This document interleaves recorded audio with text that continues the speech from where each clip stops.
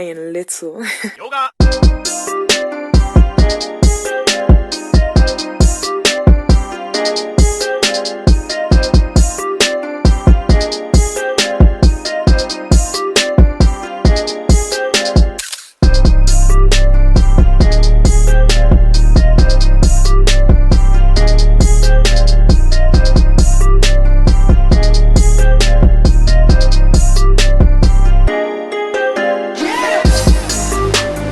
As we broadcast here today out of Baltimore, Maryland, Scott Presley, this right-wing guy who runs this thing that his hashtag is Gays for Trump, but around Act for America, which has been this right-wing, vicious anti-Muslim group, came to Baltimore with about 300 people, I was told, not sure the exact number, but racially mixed, mostly white, to go clean up the west side of Baltimore, which is a black community where Eddie Conway and others here have Tubman House that grows food for people.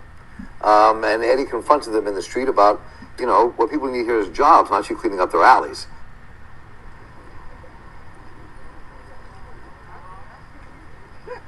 How you all doing? All right, how you doing? What's happening here? How you doing? I'm Suzanne Monk. Nice to meet you. We are down here with our friend Scott Pressler, who arranged this huge cleanup day. We're down here cleaning up the neighborhood. We've got about 300 volunteers. About another 50 people have volunteered from just around the neighborhood, just cleaning up.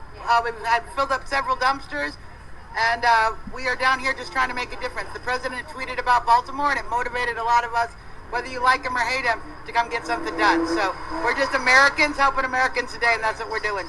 Well, it was started by President Trump tweeting about Baltimore, but, the people that are coming here today, this isn't a Trump rally. This isn't anti-Representative Cummings. This is simply the community coming together. I mean, we even have Governor Hogan's office sent this gentleman, Kenneth, to be here with us today. And the coolest part for me, Eddie, it's not only having the volunteers coming from Baltimore, Maryland, and all over the country, but I've been meeting with the local community.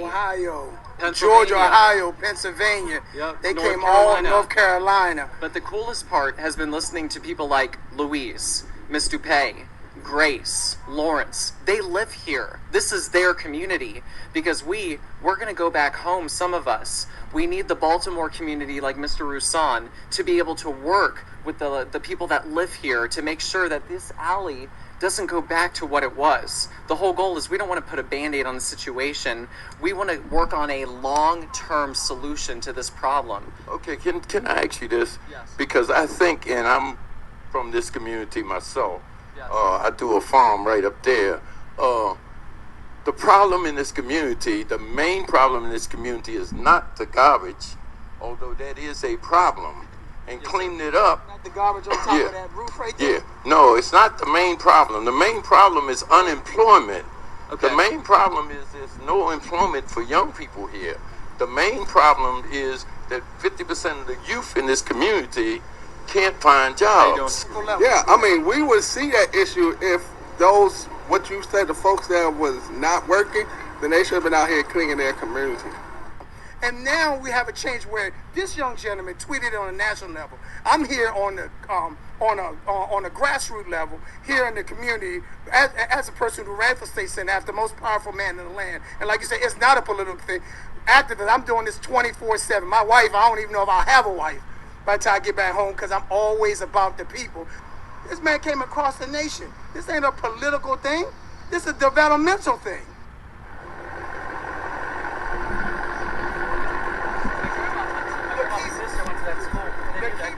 First of all, I think they ought to start where they live because this around here is all over America. It's not just here in Baltimore. They need to start in Westminster, West Virginia, and all those places before coming here and telling us how we need to live.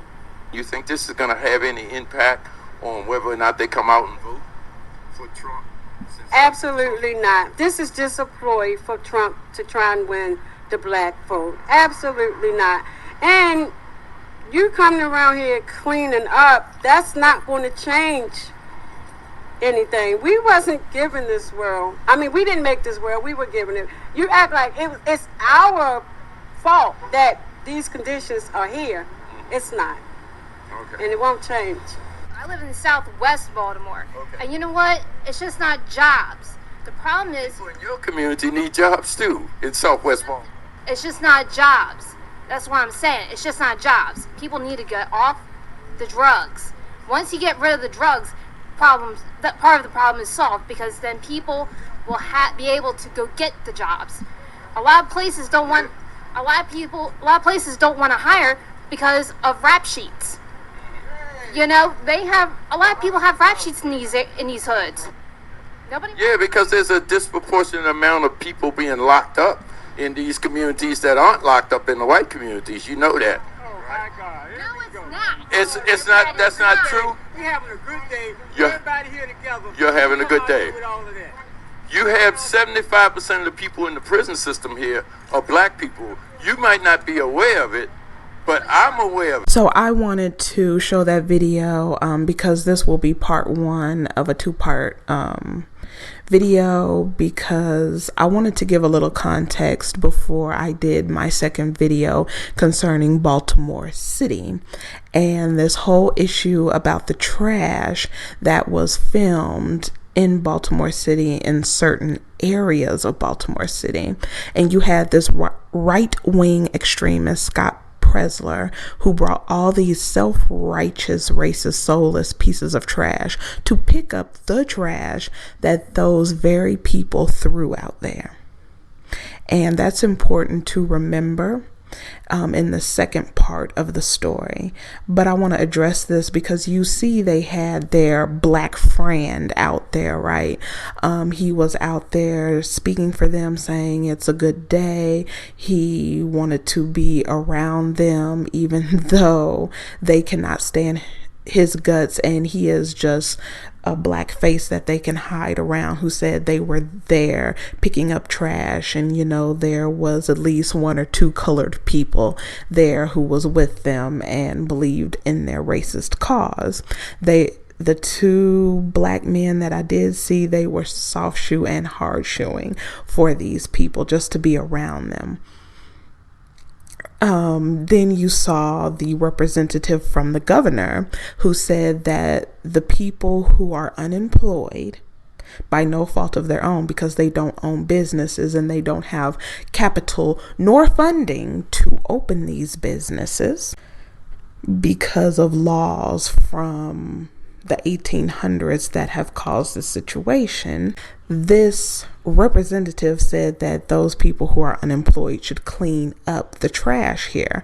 I was like, are you fucking kidding me that you would have people who are unemployed to clean up trash that the majority of them did not throw out there? Again, like I said, the people who were putting themselves out there as self-righteous and, you know, in the image of Jesus, out there picking up the trash that these lowly black people threw out there. No, they were the ones who threw that trash out there. And then you heard the extremist, the right-wing extremist, Scott Presler, saying he doesn't want it to go back to the way it was. And then you had the black lady who was saying, you know, they're coming here to West Baltimore, which is true. They also do this to Chicago to create a narrative. Why aren't they showing San Francisco? Why are they not showing West Virginia, the hub of heroin? You know, it is deplorable in the area. You're starting to see these rural areas that have opioid issues and meth issues and heroin issues. They are starting to look like the hoods, like that cross-eyed woman said, which she had a lot of nerve.